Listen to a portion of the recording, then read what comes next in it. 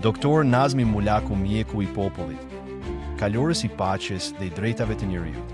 I vlerësuar me titullin Kalorës i paqes nga Unioni i Misioneve Diplomatike për Siguri, Mirëqenie dhe Paqe në Bruksel, në bashkëpunim me Agjencinë Ndërkombëtare Investigative Stop Krimi, për më shumë se 10 vite.